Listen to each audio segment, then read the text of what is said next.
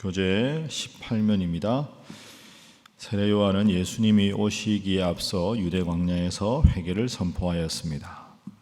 많은 이들이 사방에서 몰려와 각자의 죄를 자복하고 요한에게서 세례를 받는 놀라운 역사가 펼쳐졌습니다. 그러나 회개하지 않았던 당시 종교 지도자들에게는 하나님의 임박한 진노를 선포하였습니다. 이때 예수님께서도 세례 요한을 찾아와 세례를 받으셨습니다. 예수님은 죄가 없으시지만 친히 세례를 받으심으로 모든 죄인들을 구원하실 구속사역의 시작을 알리셨습니다.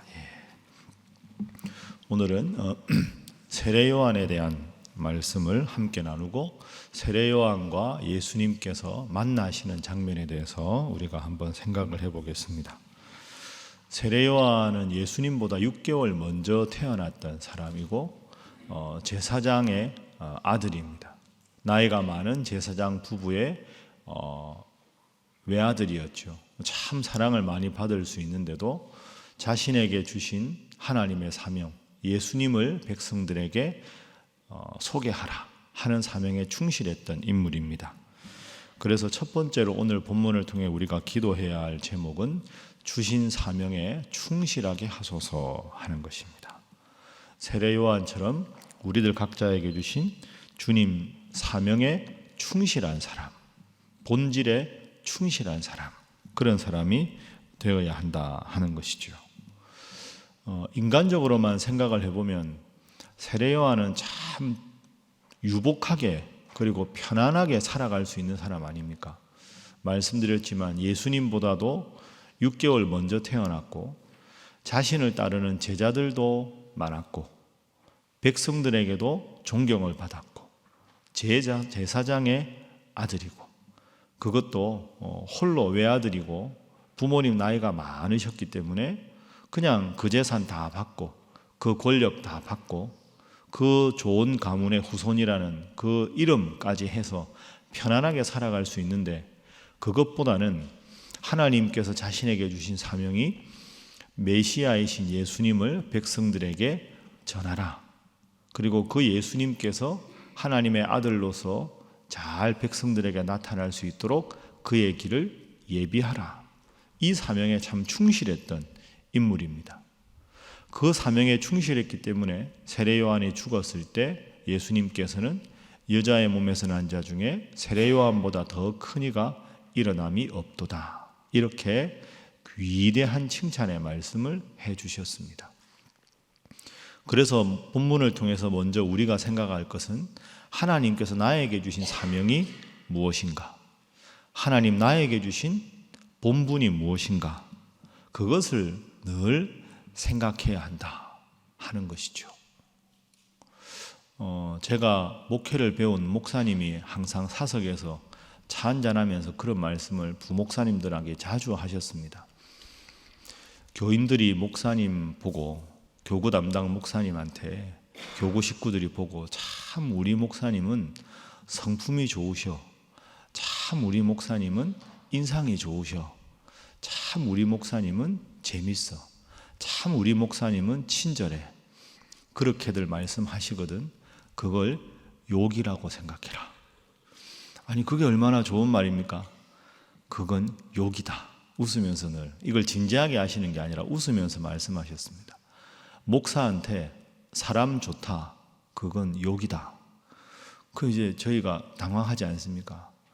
이제 무슨 말씀이냐 하면 목사로 하나님이 부르신 본질에 집중해야 한다. 우리 목사님은 참 하나님 말씀을 깊이 읽으셔. 말씀을 목사님이 전하면 더 하나님께서 주시는 말씀이 쉽게 깊게 와닿아. 우리 목사님은 정말로 우리 교구를 위해서 열심히 기도하시는 분이에요. 우리 목사님만큼 영적으로 신령한 분은 찾아보기 힘든 것 같아요. 이게 목사가 들어야 할 칭찬이다. 저는 그 말씀이 참 맞는 말씀이라고 생각합니다. 본질적인 게 있고 비본질적인 게 있는데 비본질적인 다른 걸 아무리 잘해도 본질이 바로 서지 않으면 그 문제가 있는 거 아닙니까?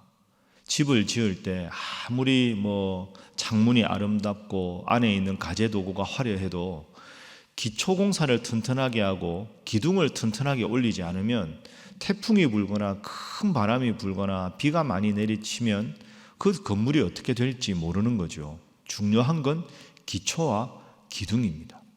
여러분도 마찬가지입니다. 우리는 다 그리스도인이라고 불립니다. 그리스도인의 본질은 무엇일까요? 그리스도 예수님을 본받는 모습이 우리 속에 있는가 아닌가가 본질입니다. 참 저분은 열심히 기도하셔. 참 저분은 정말 예수 안 믿는 내가 봐도 예수님 잘 믿는 분이야. 그게 우리가 받아야 할 칭찬이고 우리가 받아야 할 평가지. 그것 외에 다른 것은 다 비본질입니다. 세례 요한은 자신에게 향한 모든 관심을 예수님께 돌리고 예수님의 길을 예비하는 본질적인 사명에 힘쓴 사람입니다. 오늘 세례 요한의 모습을 본받아서 여러분들도 기독교인의 내 모습, 그 본질적인 모습에 늘 집중하시기를 주님 이름으로 부탁합니다. 자, 두 번째 우리가 교훈은 사명에 충실하면 하나님께서 결과는 맡아주신다 하는 것입니다. 세례 요한처럼 하나님 나에게 주신 사명, 본질에 충실하면 결과는 우리가 고려할 것이 없습니다. 본질에 승부하면 하나님이 결과는 맡아주신다는 것이죠. 자, 오늘 본문 말씀 1절 한번 읽어보겠습니다. 함께 시작. 그때 세례 요한이 이르러 유대 광야에서 전파하여 말하되. 아멘. 세례 요한이 말씀을 전한 곳은 유대 광야입니다. 자, 결과가 어떻게 되었느냐? 5절 말씀 그리고 6절 말씀 함께 읽습니다. 시작. 이때 예루살렘과 온 유대와 요단강 사방에서 다 그에게 나와 자기들의 죄를 자복하고 요단강에서 그에게 세례를 받더니. 아멘. 자, 오늘 본문 방금 읽은 본문에서 장소를 잘 보십시오. 세례 요한이 말씀을 전한 장소가 어디입니까? 유대 광야입니다. 1절에. 그런데 사람들이 예루살렘과 온 유대와 요단강 사방에서 세례 요한에게 나와서 죄를 자복하고 요단강에서 세례를 받습니다. 여러분, 이걸 가만히 보면 장소가 조금 우리가 생각한 것과 다릅니다. 1절에 세례 요한이 있는 곳은 유대 광야입니다. 광야는 비가 안 와서 사람이 살기가 힘든 곳이지요. 듬성듬성 풀이 나고 오아시스도 없고 사람이 거주할 수 없는 유대 광야에 세례 요한이 있습니다. 사람이 없는 그곳에서 하나님의 말씀을 전했습니다. 그랬는데 5절에 보니까 모든 사람들이 예루살렘과 온 유대와 요단강 사방에서 세례 요한에게 나아왔습니다. 이게 이상하지요. 우리가 상식적으로 아는 건 세례 요한이 유대 광야에 있다가 사람들이 많이 모이는 예루살렘이나 온 유대로 세례 요한이 가서 말씀을 전하고 다시 세례 요한이 자기 거처로 돌아오는 게 상식입니다. 사람이 아무도 없는 유대 광야에서 세례 요한은 말씀을 전했는데 그 본질에 집중하니까 그것이 권세가 있는 하나님의 말씀이니까 사람들이 앞다투어서 자신의 거처에서부터 나와서 그 무덥고 힘든 유대 광야, 불편한 그곳에 와서 세례 요한의 말씀, 세례 요한을 통해 주시는 하나님 말씀을 들었다는 거죠. 이게 세례 요한의 힘입니다. 하나님께서 나에게 주신 사명, 그 사명에 충실하니까 내가 회개한다고 복음을 전하면 뭐하나? 사람들이 안 올 텐데 내가 뭐 이렇게 외친다고 해서 얼마나 영향력이 있을까? 세례 요한은 그걸 걱정하지 않았습니다. 하나님께서 나에게 주신 사명에 충실하면 듣는 사람이 있거나 없거나 그 결과에 대해서는 고려하지 않습니다.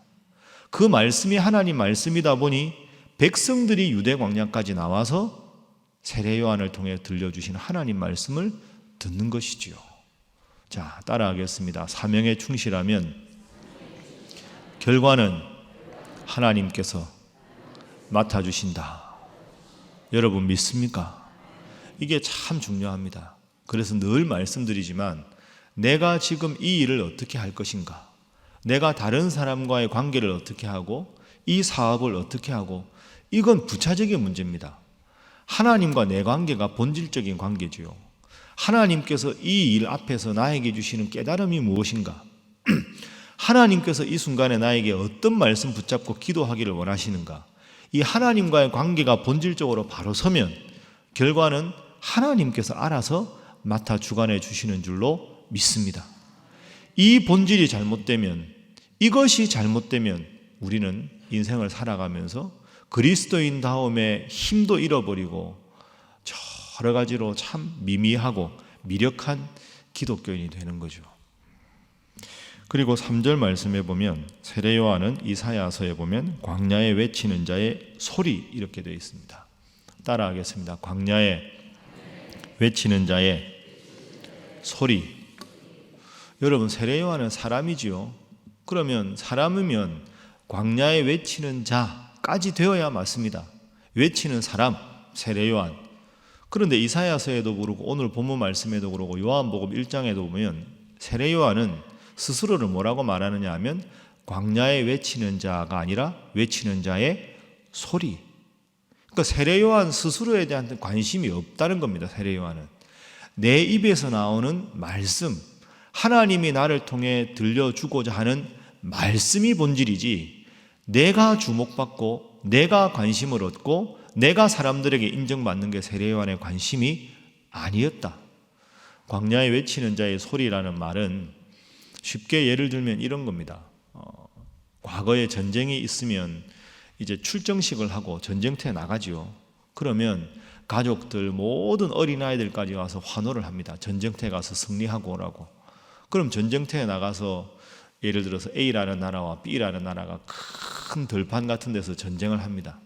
그럼 그 전쟁에서 이기면 이 나라가 계속되는 것이고, 그 전쟁에서 지게 되면 이 나라의 모든 노약자들, 부인들 다 끌려가서 죽게 되거나 포로로 잡혀가지 않습니까?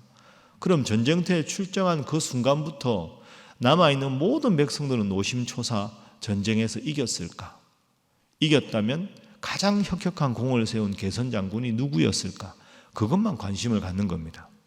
그래서 오늘 본문의 3절에 광야에 외치는 자의 소리라는 말은 전쟁이 끝났을 때, 끝났다고 바로 돌아올 수 있는 게 아니죠. 진영을 다시 구축하고 수습하고 전사자들을 예우하고 다 정리하고 돌아올 때 그 본국에서 전쟁의 결과를 노심초사 기다리는 백성들을 위해서 전쟁에서 승리했을 때 승리하자마자 가장 빨리 본국으로 돌아와서 승리의 소식을 알리고 개선 장군이 누구인지 알리는 사람, 그 사람이 바로 광야에 외치는 자의 소리입니다.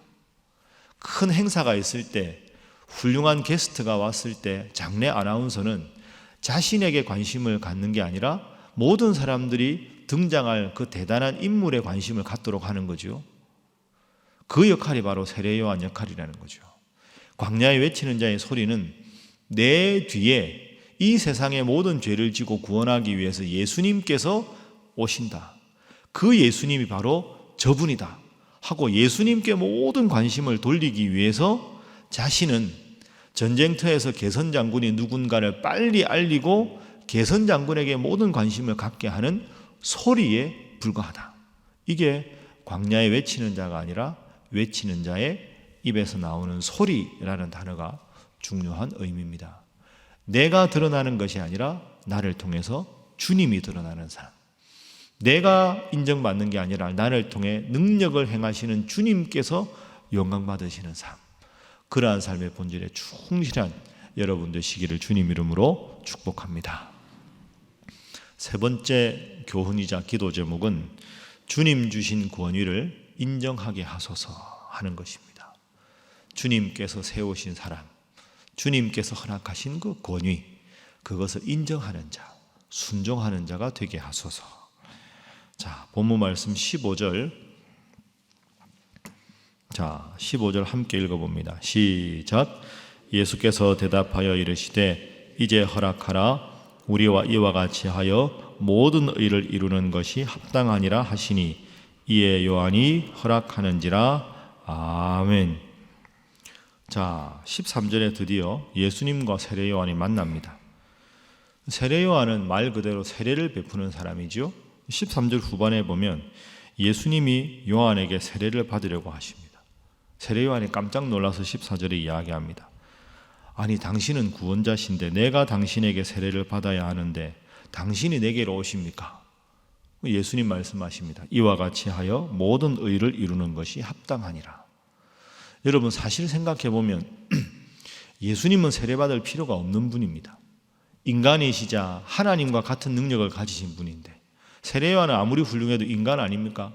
예수님은 세례받을 필요가 없으신 분입니다. 그런데 예수님이 이와 같이 하여 모든 의를 이루는 것이 마땅하니라. 이 말씀은 세례요한이 보기에는 예수님은 세례받을 필요가 없는 하나님과 능력이 같은 분이지만 세례요한 당신을 세운 게 하나님이다.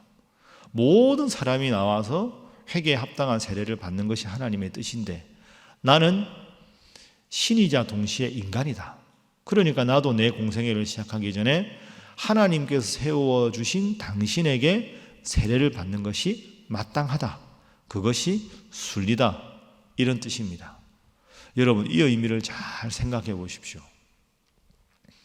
예수님은 세례요한보다 더 위대하신 분입니다. 비교가 안 되는 분이죠. 그런데 자신보다 능력으로 보면 보잘것없는 세례요한이지만 예수님은 더 능력이 적은 세례요한에게 세례를 받으셨습니다. 왜? 하나님께서 세워주신 세례요한이니까 그가 능력이 많으냐 적으냐 나와 비교하는 게 중요한 게 아니라 하나님 세워주신 권위와 질서에 순종하는 것이 마땅하다. 이렇게 생각을 한 거죠. 여러분 이게 참 중요한 의미가 있습니다. 여러분 뭐 남성교회도 하시고 여전도회도 하시고 교회 보면 조금 부족한 분이 임원이 될 때도 있고 조금 자질이 부족한 분이 여러분 앞에서 설 경우도 있습니다. 그러나 그분은 엄밀하게 누가 세워주신 겁니까? 교회 직분자를 택할 때 우리가 직분자를 바라볼 때 이렇게 이해해야 된다고 말씀드렸죠. 자, 따라합니다. 하나님께서 교회를 통하여 직분자를 세우셨다. 교회에서 세웠다. 그거 아닙니다. 하나님께서 교회를 통해서 세우신 거죠. 그러니까 하나님께서 세워주시면 순리대로 순종하고 그 권위를 인정하는 게 맞는 겁니다.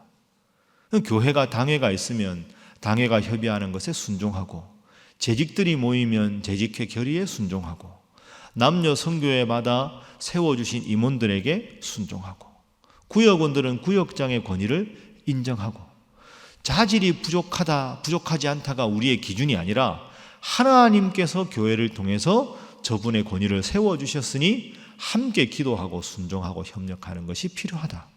그 중요한 모범을 오늘 예수님께서 친히 보여주셨습니다. 자, 이제 말씀에 정리하겠습니다. 하나님 저에게 주신 사명, 본질에 충실한 자가 되게 하시고 그 본질에 충실하면 결과는 주님께 모든 걸 맡기는 자, 그리고 하나님 주신 권위에 순종하는 자, 그런 분 다 되셔서 믿음 생활의 정확한 본질을 붙잡고 세례요한처럼 본질에 충실하여 주께 칭찬받는 여러분 되시기를 주님 이름으로 축복합니다. 주신 기도 제목 놓고 다 함께 주님 앞에 기도하겠습니다. 주여 믿습니다. 주여 믿습니다. 주여 믿습니다.